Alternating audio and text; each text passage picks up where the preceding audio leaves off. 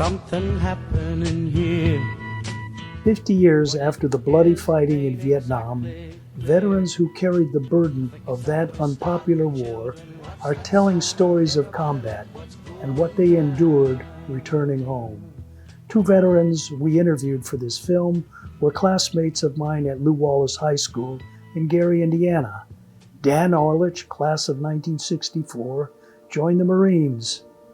Gary Hyde, who graduated in 1966, was drafted into the Army and became a sergeant in the infantry.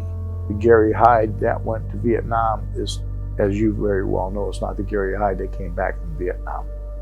The Dan Orlich that came back from Vietnam was not the same person that went there. This film tells the story of Dan Orlich, Gary Hyde, and a number of Vietnam veterans we met along the way to making this film, including Medal of Honor recipient Alan Lynch, who was bullied as a kid, which he wrote about in a book. I still felt like I was a coward because I got bullied, and I got bullied through grade school and high school and all that, and I was like, I need to go to Vietnam. I need to prove myself to myself. So I volunteered for Vietnam, asked for the 1st Cavalry Division, got it, asked for infantry, finally got infantry. One night in Vietnam, after a couple of drinks, a sergeant gave him some advice. He said, I'm gonna give you the best advice I could ever give you. If you're gonna die here, you're gonna die.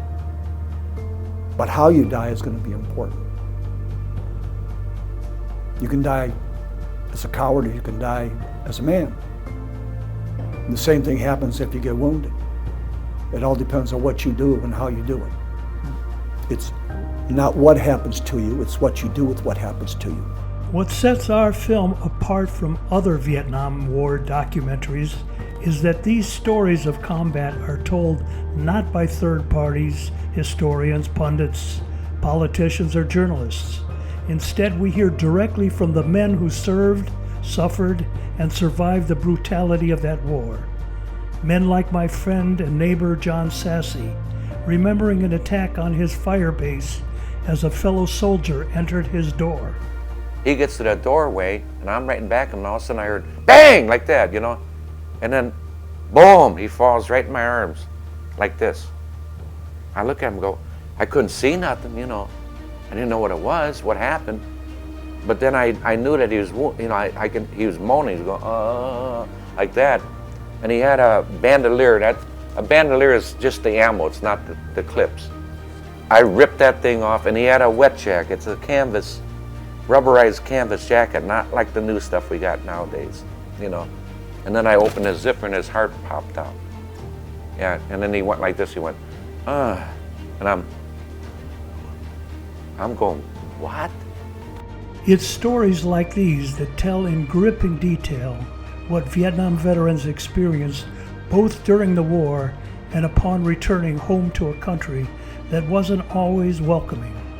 And let me tell you, when at Camp Pendleton, one of the things we were told, be careful, don't wear your uniform off the base, you may be assaulted.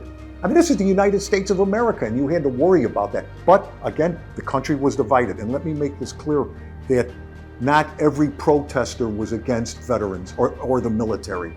Not everyone. It was a minority of people, and it's sad, but it happened, and we had to move on, but learn from that lesson. With production nearly complete, we are raising money to move into the post-production phase of our film, editing, sound design, historical photos and footage, all the components of a finished film ready for public release. We need your help to get this project across the finish line and ensure that these powerful stories of combat and the challenges our vets faced at home are shared with a public that may have forgotten about the Vietnam War, its costs and aftermath. Please consider making a donation today.